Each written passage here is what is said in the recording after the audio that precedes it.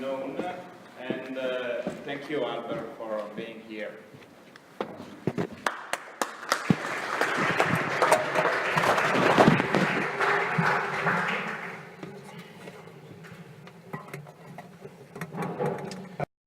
Grazie mille, caro Giacomo, e buongiorno ragazzi.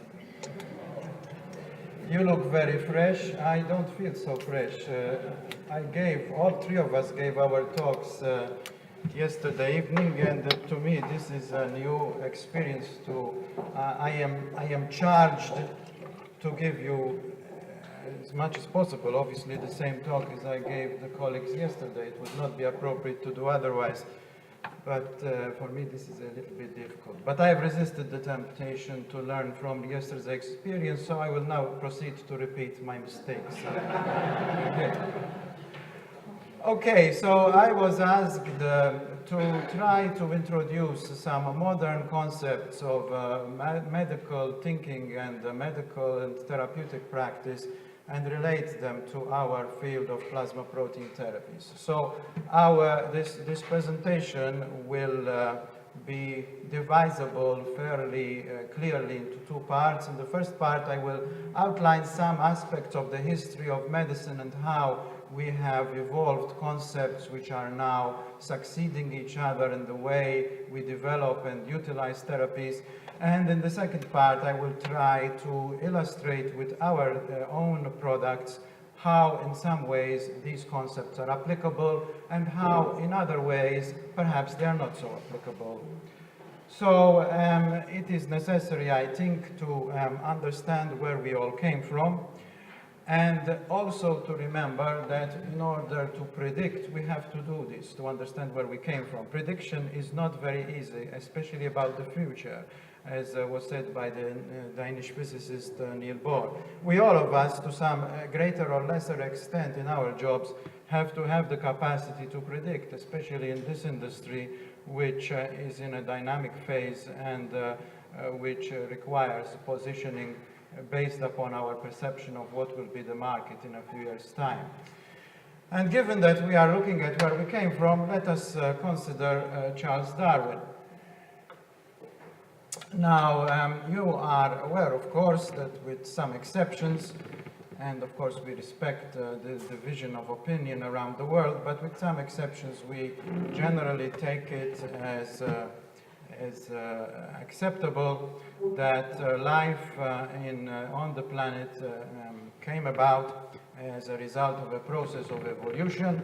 And you can see here the famous quote of Charles Darwin, which is that it is not the strongest. I can never get these damn things to work. I don't know if it's dead or not. Maybe the battery's gone.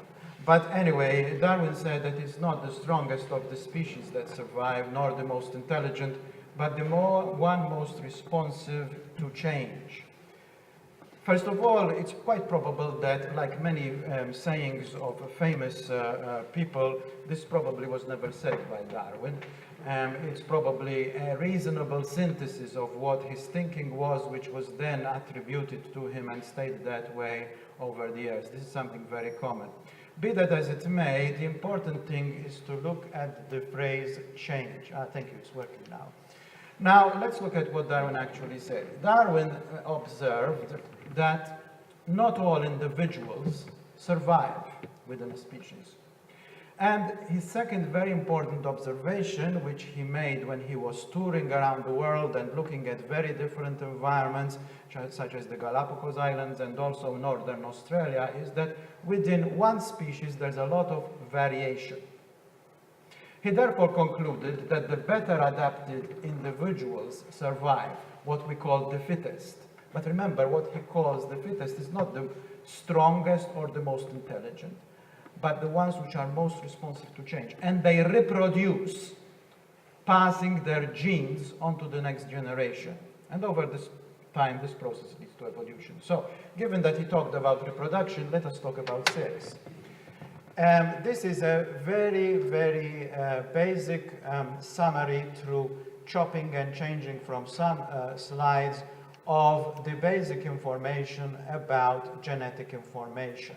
The information which is in each and every organism as a result of their parents' characteristics, and which they then pass on for better and for worse to their offspring. So you know that we have a nucleus in every cell, and that the nucleus contains chromosomes which are found in pairs, and these pairs, one of each pair comes from each respective parent, and the chromosomes are composed of genes which are in their turn composed of a chemical called DNA, deoxyribonucleic acid.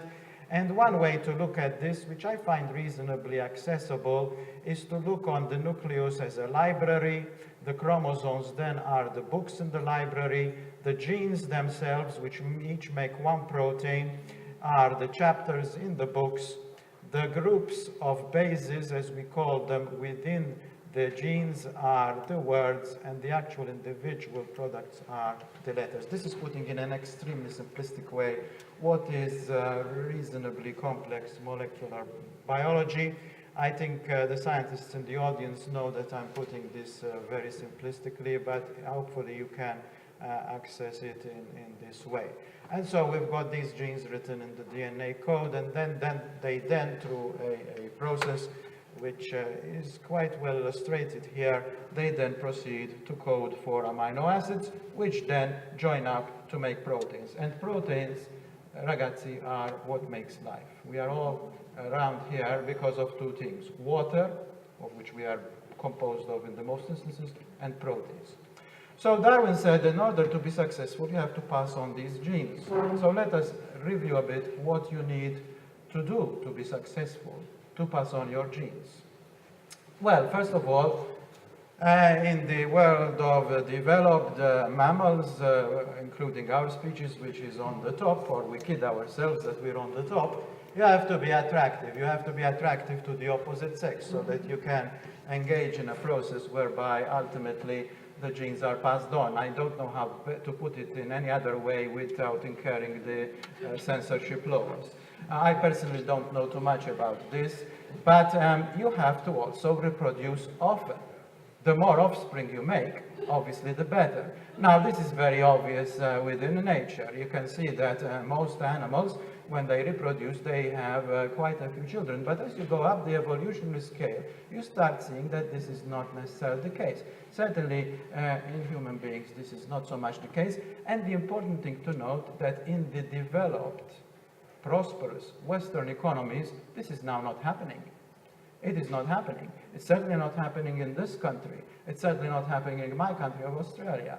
All our societies are characterized by a changing demographic with an increased burden of elderly people because people are not having kids for various reasons. You should also not waste your resources. You should invest only the minimal amount of resources in your offspring in order to see them through to reproduction so that they can reproduce. Well, this isn't happening either. Nowadays, it is not the case as it was for me when I was a younger person 40 years ago and desperate to get out of my parents' house. So nowadays, they stay with you. And some years ago, I was listening to this very interesting talk by a social anthropologist, and he said, you have to be aware that after the age of 18, every year your child stays with you is eventually $6,000 minus in your retirement income. Keep that in mind and move them on. Nowadays, in fact, my understanding is that adolescence is considered to go on until the age of 24. Be that as it may, it's not happening as well. You also have to have a deep gene pool. You have to have a more variable offspring. So that some of them can have good characteristics which can survive unexpected events. This, again, is not happening, again, because of the same reason. And you have, obviously, to stay alive until you reproduce, and then preferably you should die.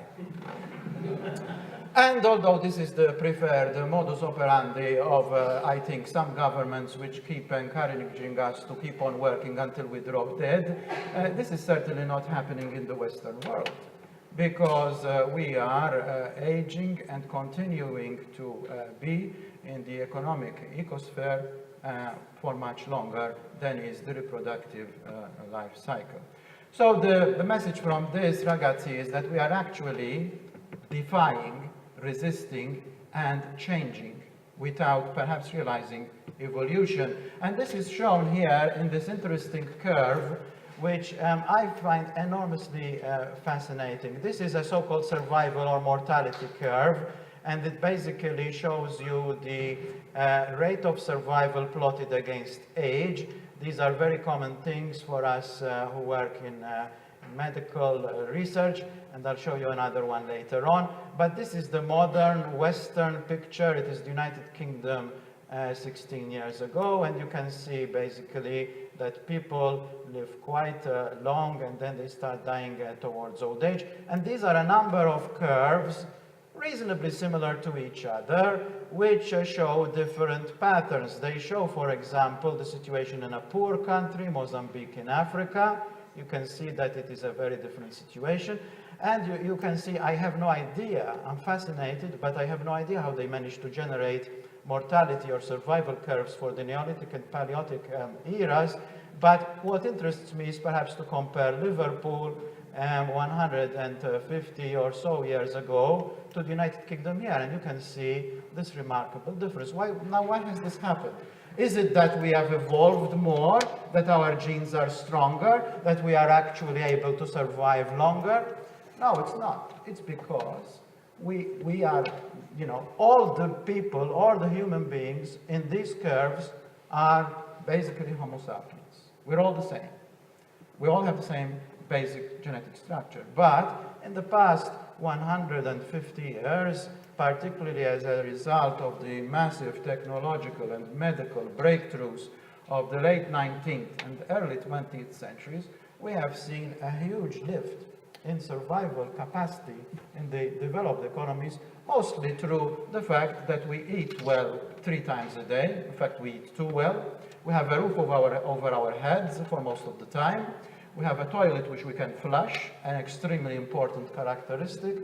And we have beaten, to a greater extent, the massive epidemics of lethal infectious disease which characterized the human history until the discovery of bacteria and other germs in the late 19th century.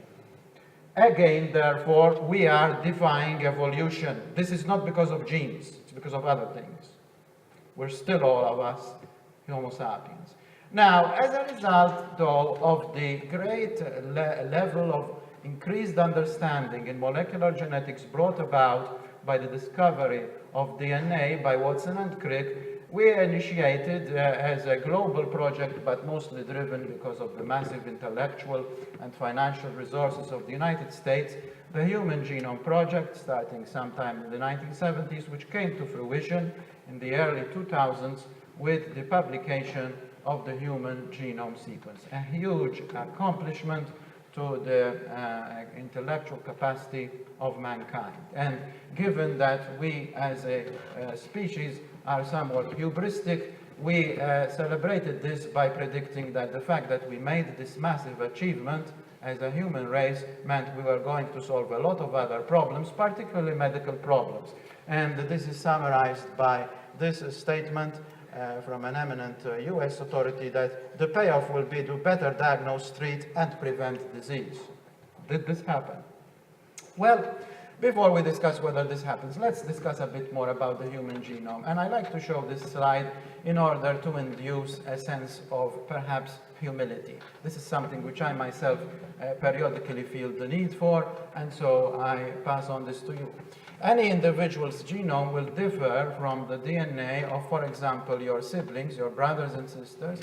It will be about 99.98% identical. If it's somebody who's not related to you, you're still very close, 99.8% identical. Chimpanzees, that much exploited and very important species, are actually 98% identical to us in this room. Baboons are about 92% identical. You might say, well, all right, they're kind of primates, they reasonably look like us, that's not unusual. Mice, ragazzi, are 90% identical with us. This is why mice are a favored species for medical research. They are basically very close to our gene code, like most animals are. Most cancers, most other illnesses have been cured in mice. This is why every week you will see on the television an announcement of a new cancer cure. It means they've cured it in mice. Unfortunately, cancer is still around. But if you want to really sober up in relation to our superiority, just remember that spinaci is 40% identical with us. Remember that the next time you're in the Mensa. However, the fact of the matter is that the Human Genome Project did generate knowledge, and it did it at enormous cost. About $100 million is what it cost to sequence a human genome around the time of the publication of the sequence. But because of increasing technological advancement, this cost has gone down enormously. And you can see over the succeeding years how lower the cost has come, so that now in the past 5 years it's continued to go down, so that now in fact it is achievable even for a reasonably wealthy, a reasonably well-off individual to get your own genome sequenced. And the world being what it is, you will find companies in Europe and in the United States willing to sequence your own genome for you and tell you what your DNA exactly looks like. I am amazed that I know somebody in Australia who's actually done this. God knows why. But given that it's very easy and not very expensive to sequence the human genome, the idea that the human genome can lead to an understanding and a treatment of disease is even more attractive. And therefore, we have now had the development of various stages of medical intervention based upon this concept. First, we had the perception of personalizing treatment based upon so-called pharmacogenomics. Pharmacogenomics essentially is the discipline by how, through understanding the way the genome is capable of interacting with drugs, we can then develop drugs which are suitable to particular genome types, i.e. to particular individuals. This is summarized on this trial. The idea is that, therefore, you will be able to genotype to find out what the genome is before you initiate a clinical trial. You can, therefore, have the clinical trial restricted to the genome which you think is susceptible to a particular drug. In this way, you can increase the statistical power and decrease the cost because you have a better target population. And you can also see yourself to marketing the product as well as a genetic test to identify the patients to treat.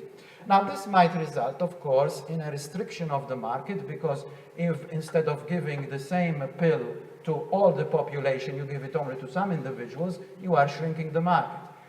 The only way, therefore, and I leave the economics now to the subsequent speeches by Larry and the discussion later, but the only way, therefore, to cope with this is to increase the price. It's a bit like treating hemophilia, which we will talk about. Since there are so few patients, even though the products are actually cheap to make, you have to have a higher price, because there's not so many patients.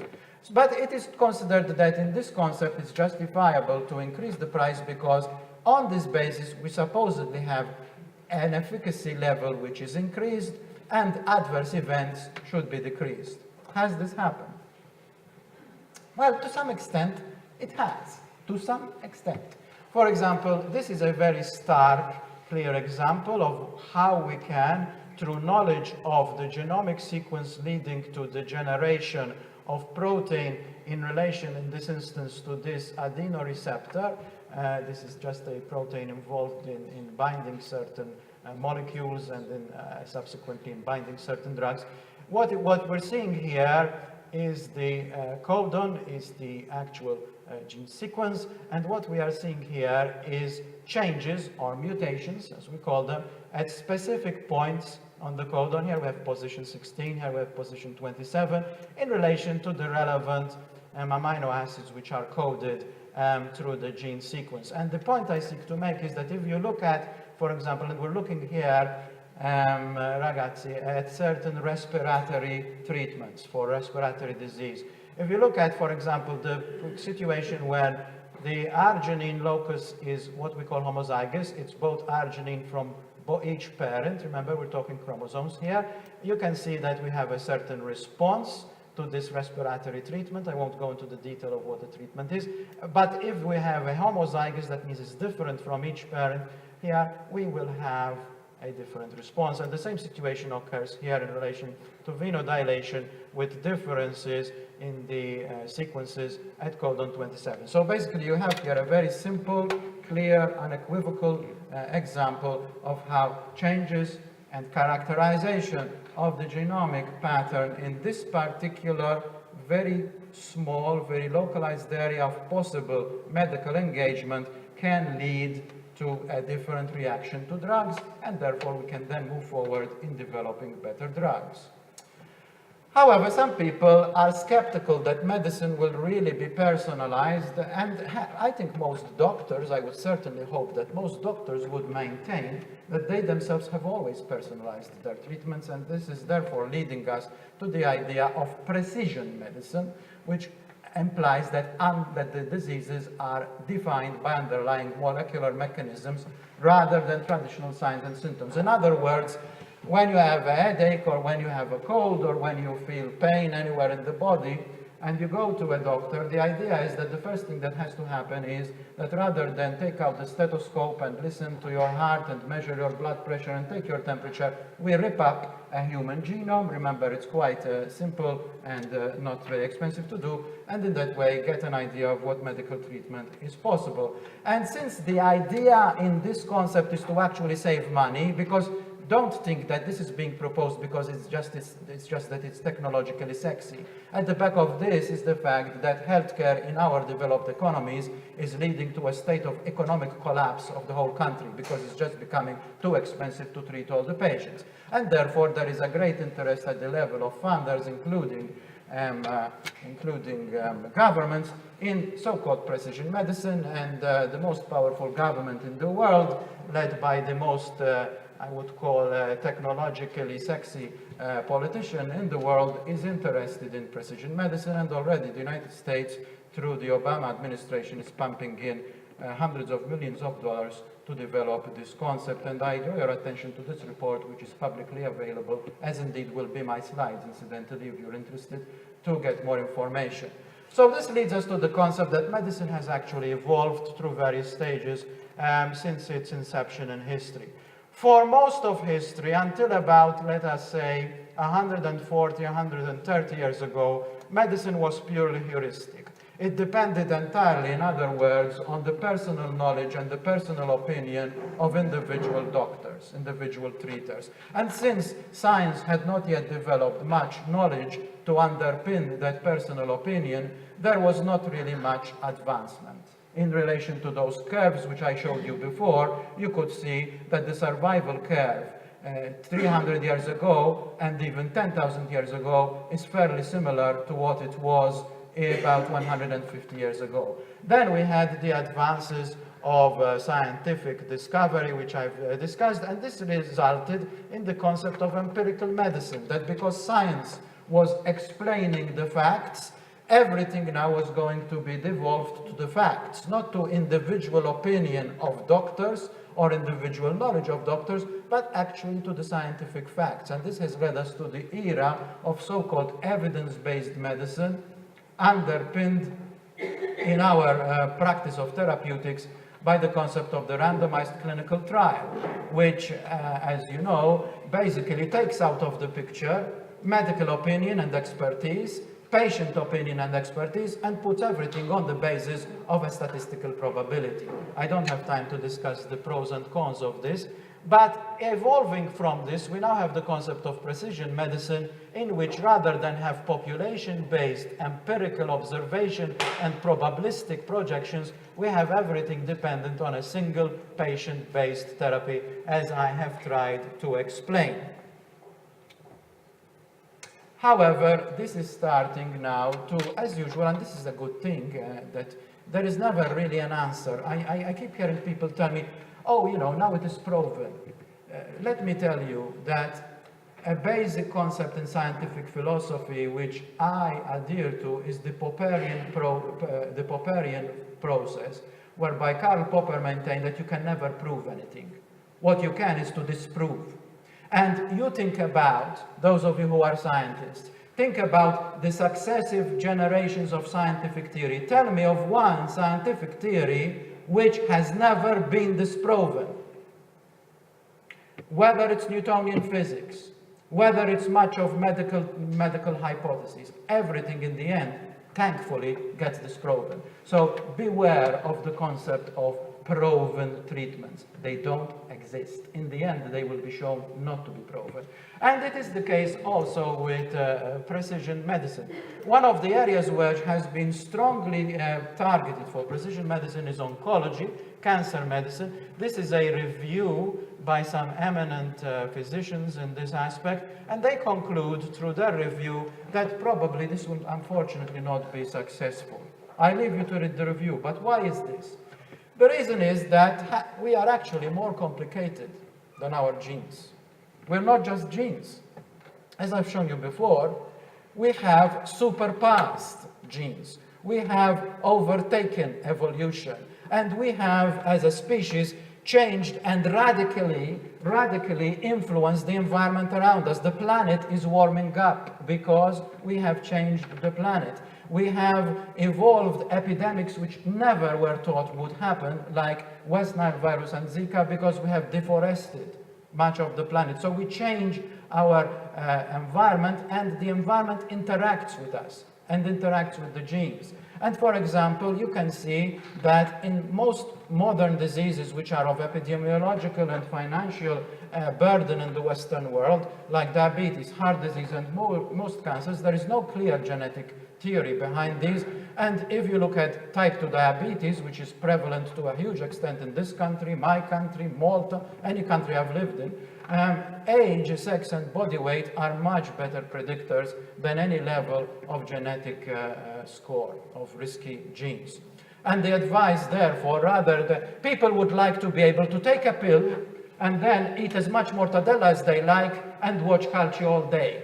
I personally don't give a damn about the calcio, but I would like to be able to eat more mortadella if I can have a pill. And I do take pills in the evening, you know, cholesterol and so on, but still my weight goes up. The advice is still to take exercise and eat better. This is not advice which is very popular in many countries. And it is interesting that when you do identify high-risk genes, which you can think perhaps of trying to address through a drug therapy, this is not always universally visible, because if you look at, for example, the genes, there definitely are genes associated with obesity. Certainly there are genes which are associated which lead you to be fat, but they actually lead you to be fat only in people which were born after the Second World War. The people who were born before the Second World War who have these genes, whoop, they don't get fat. And I can give you many other interesting examples, but we don't have the time. So that is what I wanted to say, basically, about the whole background of genetic medicine and how we have evolved our thinking on therapy over the past 100 years or so. So let us now say something about why we are all here in relation to our treatments. And as usual, I will focus on the three main groups of products which really are our bread and butter: the anti-hemophilic factors, immunoglobulin and albumin, and I will try to say something about each. This is the very complex, extremely large, now very well characterized factor VIII gene. The point I seek to make is this is a huge gene, it is complex, and therefore it is very susceptible to the prospect of mutation leading to the disease hemophilia A. However, we can see that with people with hemophilia A, there is a substantial level of variation. I want to emphasize that much of this variation is totally not understood. We don't really know why people with hemophilia have different behavior in certain medical situations, but it's certainly the case that what we call PK, that means pharmacokinetics, the way in which the factor VIII is actually, inverted commas, digested by the circulatory system, changes. And this is as another, if you like, survival curve of infused factor VIII over time. And you can see that broadly, generally you see this curve in the literature as one line, but this is showing it for more than 2,000 patients. You can see that broadly the curve follows this exponential decay, we call it, but within each data point, within each time point, you can see there is huge variation between individuals.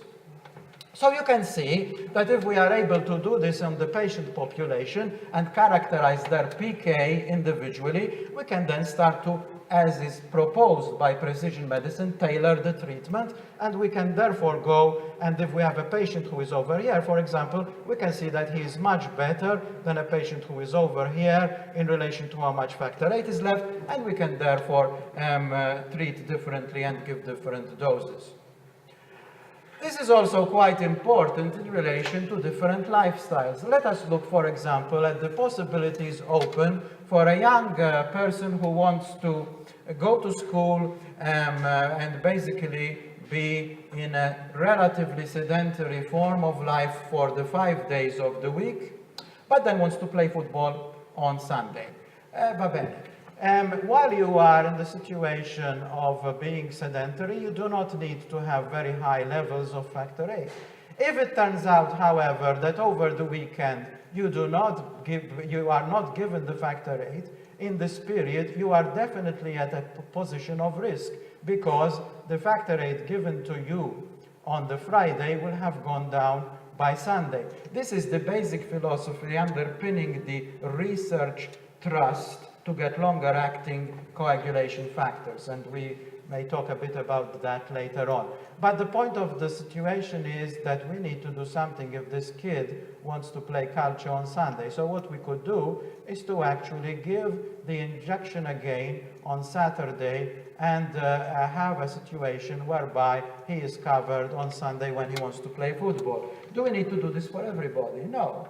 Many people will perhaps not play football. I personally have no intention of doing so. Faced with all the opportunities of life, I prefer to lie on a couch and read comics. But I know that this bad example is not universally acceptable. We can also think in terms of, rather than giving the large dose on the weekend, we can give a small dose, giving enough cover on the Sunday to cover him over football, and then we can continue, and so on. So the point is that by studying each patient, learning about the pharmacokinetics as I showed you before, and discussing with them their lifestyle, we can attain some level of personalized or precision medicine. But it's got nothing to do with the genes. Examining the hemophilia gene in these patients very rarely gives us information. Having said that, there are aspects of hemophilia care which are important in relation to genetic mutation, and this is showing us a very large set of data in relation to mutations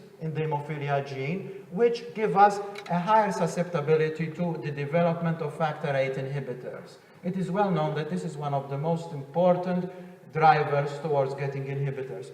Focus just a bit on the mutations in the part of this chart here, which is shown through the red arrow. All these mutations here are giving us a higher level of probability that we have an inhibitor forming in the patient.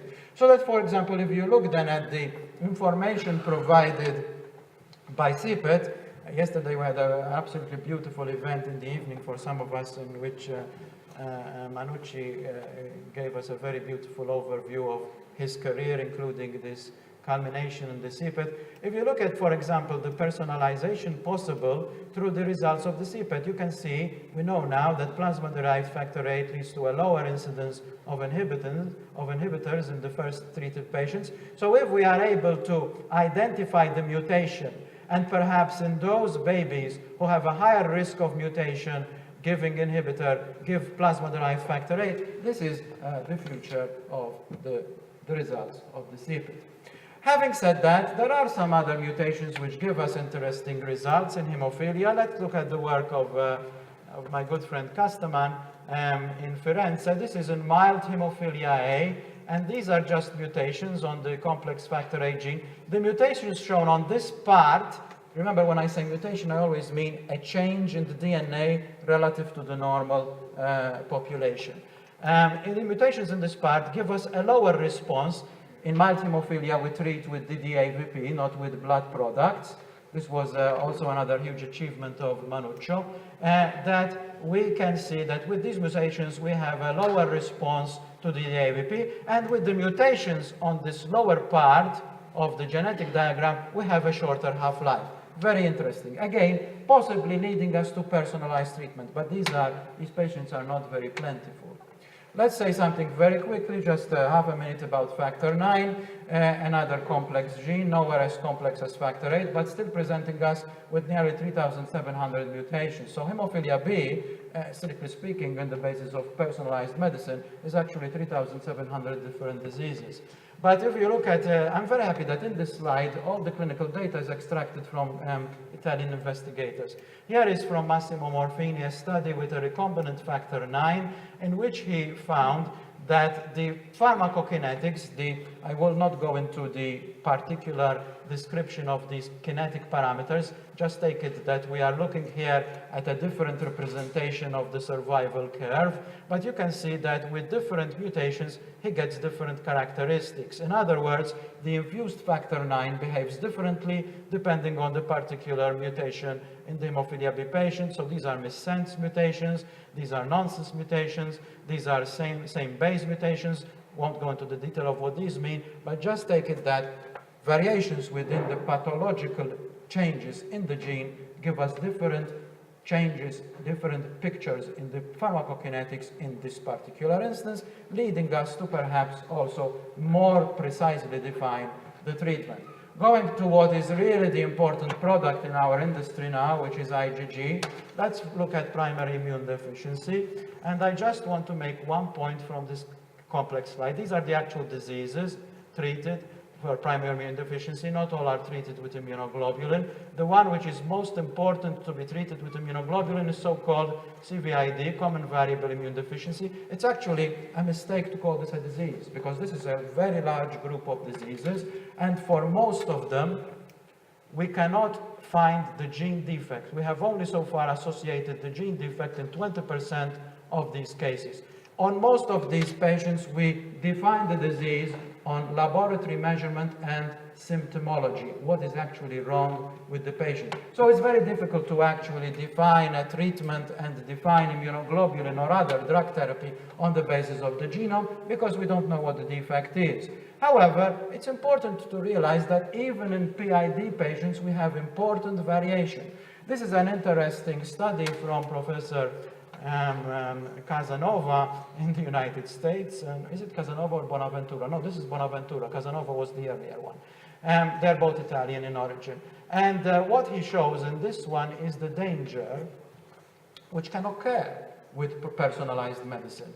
This is a band of Ig trough levels, i.e. what you end up with when you infuse into the patient, which is a diktat from the insurers. In other words, what they say is, well, on the basis of the guidelines, and when we say guidelines, we mean, in brackets, empirical medicine. Keep that in mind. On the basis of the guidelines, we think these are the trough levels which should be attained with IgG. So unless patients are in this band, they will not get IgG reimbursed. Look how dangerous this is. With this particular patient, we treat with IgG, the IgG goes up, and then as soon as it drops below this level, not below this level, ragazzi, please appreciate this point. This level here, 600, is when he starts getting reimbursed for the treatment. But as soon as he drops below 900, this patient gets sick. He gets sinusitis. He gets pneumonia. He is, in other words, different. He is variable from the norm. And this is the important point that we need to keep in mind, that precision medicine or personalized treatment needs to happen, because if everybody is put in this band, people like this patient will be disadvantaged. And in fact, this paper was published to make precisely this point.